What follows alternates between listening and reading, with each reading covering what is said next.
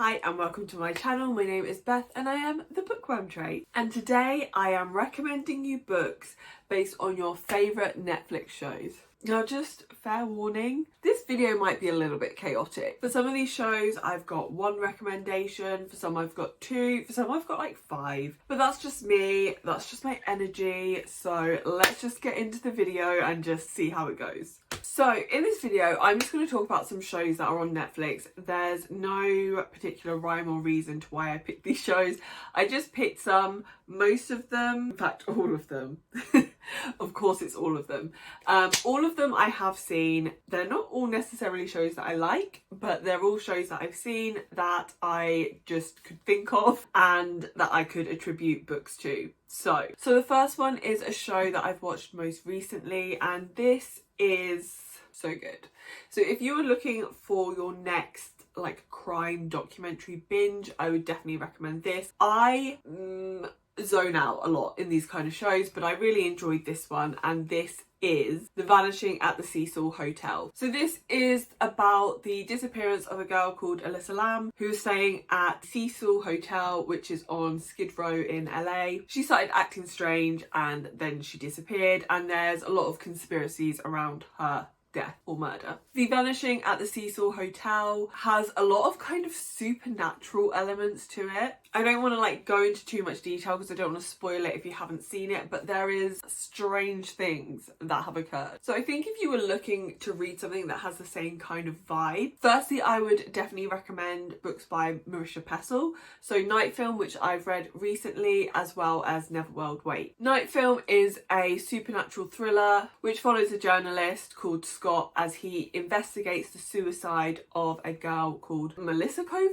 I think is her name. She is the daughter of a prominent film director who Scott has a very strained relationship with. They hate each other, and as Scott investigates it, strange things start happening. Neverworld Wake is about a group of teenagers who are stuck in limbo, reliving the same day over and over and over again, whilst also investigating a murder. I'd also recommend The Whisper Man by Alex North, maybe?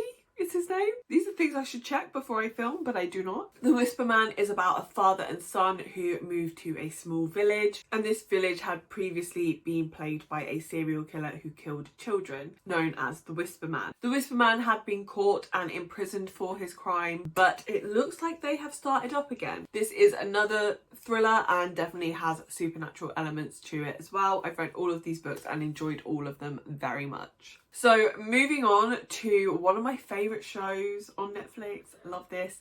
That is Black Mirror. Now, Black Mirror is not really easy to recommend a book based on, as each episode is a different story. But in essence, Black Thriller is a dystopian TV show which kind of looks at the human condition and society and how that could potentially evolve into the future in a very kind of dystopian way. So obviously for this, I would recommend dystopians. Not all dystopians, like I'm not going to recommend you The Hunger Games if you like Black Mirror, because they're not really the same.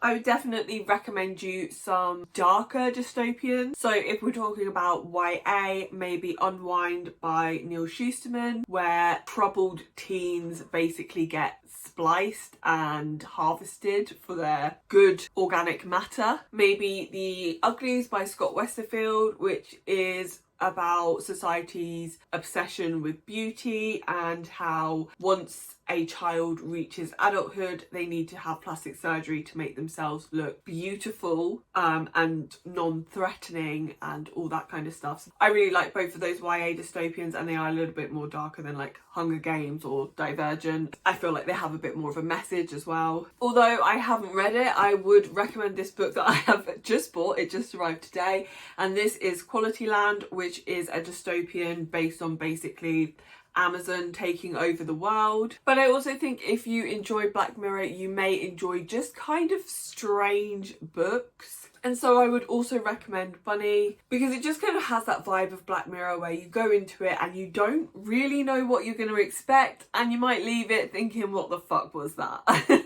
So I'm going to talk about two more shows kind of together, because in essence they are kind of the same show in my opinion, and that is Riverdale and Sabrina the Teenage Witch. I watched the first, possibly the second series of both of these shows, and then they just got so trashy. And I like trashy, but too trashy for me. There is nothing wrong with these kind of shows. If you like them, you like them. There's nothing wrong with liking things that are maybe a bit cheesy, maybe a bit trashy, maybe a bit fluffy. So if you're looking for books that have those kind of vibes in them, in regards to books with like witchcraft in them, I would recommend Beautiful Creatures. I haven't read this for a really long time, but there is a film based on this as well.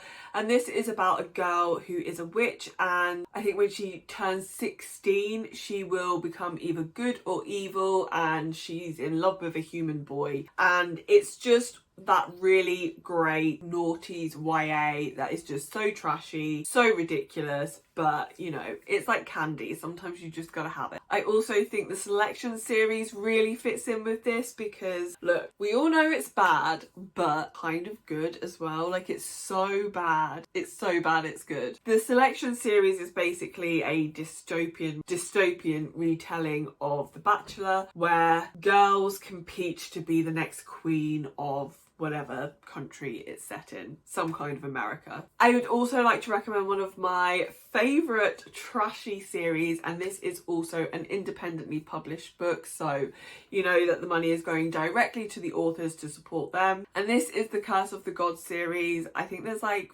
5 books in it, and this follows a girl called Willa who becomes like a servant to these 5 or 4 gods, and it's a reverse harem. It's a reverse harem fantasy romance, but it's so good. It is really funny, and it definitely just has that really like tropey, fluffy, cheesy goodness. So the next series that I want to talk about is one of the most hyped series on Netflix at the moment, and that is obviously Bridgerton. I would not recommend that you read the book because in my opinion that book is awful, and I have some issues with the fact that Netflix chose that book out of all of the Regency romance books in this world. But I do have some much better recommendations for you. So Bridgerton is essentially like Gossip Girl set in the past. So if you want to like flip that on its head and read Gossip Girl set in the future, I would recommend the 1000th Floor series.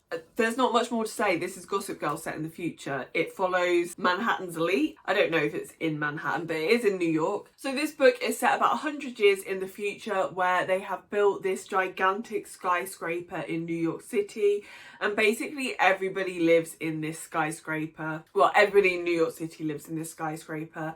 At the top are the most wealthy, at the bottom are the poorest, and we follow a group of people who live at the top, and there's a couple of like side characters who live lower down the tower. Well, they're not side characters, but the main character, like the majority of the characters, live at the top. I actually read this book in 2 days, which at that time I was quite a slow reader, and this is like 400 pages long, but it's really fast-paced, really gripping. Like Bridgerton and like Gossip Girl, kind of tropey, it's kind of cheesy, but if you're looking for that Bridgerton vibe but in the future, this is definitely it. And then kind of as a bonus recommendation for this one, if you're like, I need more Bridgerton, I need to continue living out my Bridgerton fantasy, I would recommend this book. This book is called My Lady's Choosing, and it is a Regency pick your own adventure book, and I have read this once. I actually filmed it, but the footage was horrible, so I had to scrap that video.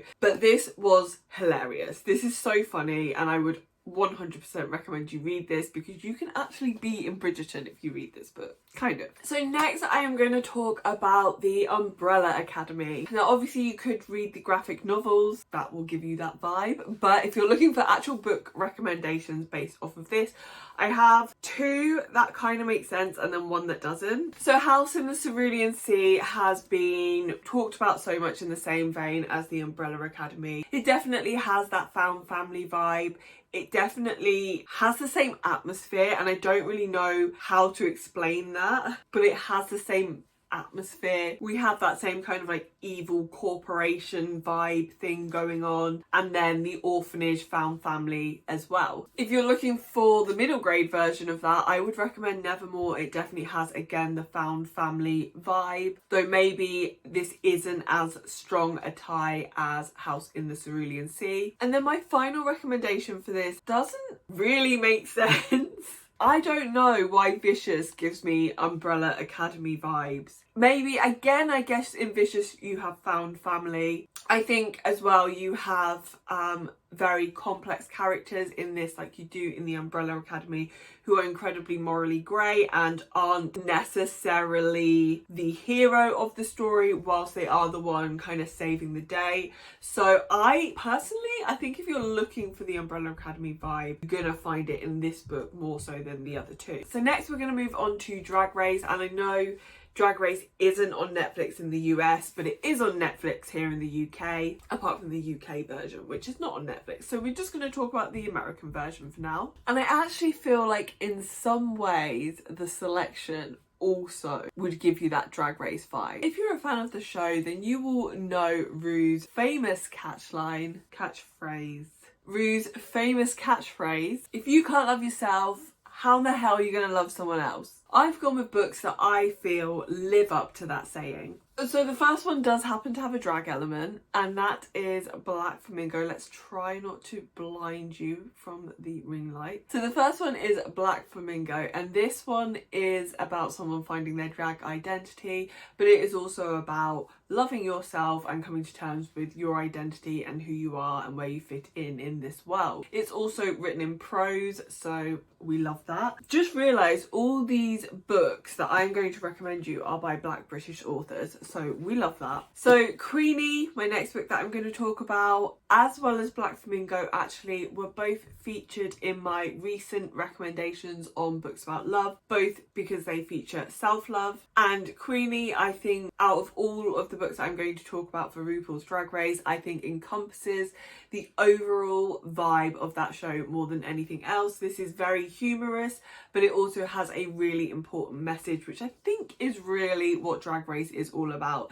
It's fun, but also it's about awareness and acceptance and love. And lastly, I think the whole genre of what I like to call sweet but sexy romances also fit with the overall vibe of RuPaul's Drag Race. Just as an example, I have gone with Get a Life Chloe Brown. So when I say sweet but sexy romances, what I mean by that is romances that are kind of wholesome and completely unproblematic. Well, I don't want to say completely unproblematic because I don't know everything.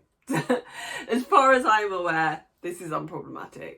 These are romances that are sweet. They don't feature like problematic relationships. They're not overly angsty or dark or angry, but they're very sexy. They have on the page sex. They're spicy, sweet but spicy. I just think they really just fit that vibe of being fun, light-hearted and sexy, because that is RuPaul's Drag Race to me. Obviously, any of those kind of romances would fit that bill, but I've just gone with Get a Life Chloe Brown because I really enjoyed it. It's got a really cute cover and it's by a Black British author, which we love to support.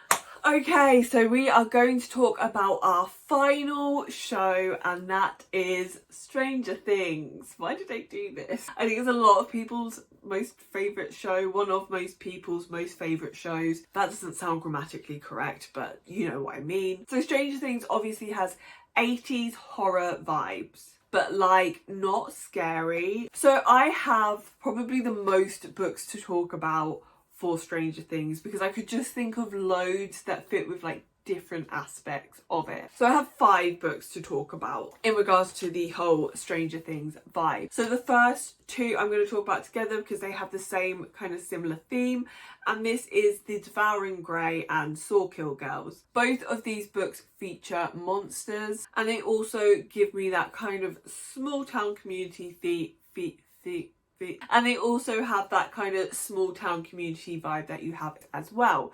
I will say that neither of these books were my favourite, but they definitely speak to a certain kind of reader. I just am not that. The Devouring Grey is about a group of people who have magic. They come from the founding families and they are responsible for protecting their town from the monster. Sawkill Girls. Sawkill Girls is about an island where there is a monster who attacks people, and this monster has a connection with one of the families who live on the island. That's very vague, but I don't remember enough about that book not to accidentally give away spoilers. If you're looking for something that more kind of fulfills the 80s vibes that we have in Stranger Things, then I would recommend My Best Friend's Exorcism. This book is so good. This is also an 80s horror, and it definitely has the exact same atmosphere as Stranger Things. The horror is slightly different in this. It is a possession rather than being monster based, but it definitely still has the same overall vibe. If you want to look down the evil government aspect of Stranger Things, I would recommend Lakewood. This is a book that looks at a girl who goes to take part in some medical trials and they're not quite what she is expecting. And my final recommendation is a little bit out of left field here. It doesn't really fit with Stranger Things, but it kind of does to me. And that is The Hazelwood. For me, this fits with Stranger Things because we have that kind of creepy atmosphere, that kind of dark, cold, spooky atmosphere that you have in Stranger Things. You also have in The Hazelwood. We also have travel to a parallel world as well. If you've been here for a while, you'll know what this book is about because I talk about it all the time because I love it. But The Hazelwood is about a girl who finds out that these creepy fairy tales have an element of truth to them. So those are my recommendations for my favourite Netflix shows, although I don't actually like some of them, so they're not actually my favourite. I know I haven't gone into huge amounts of detail with all of these explanations, but a lot of these books are very hyped and I wanted to try and keep the video short because I have a tendency to talk a lot. But either way, I hope you enjoyed it. I enjoyed making it, so if there's more shows that you would like to see me talk about in the future, then please let me know that in the comments down below. Or if you've read any of these books or you've got any recommendations for me, then please let me know that too. If you like this video, then please give me a thumbs up and subscribe if you want to see more from me in the future. And hopefully you'll come back and see me in another video soon. Bye!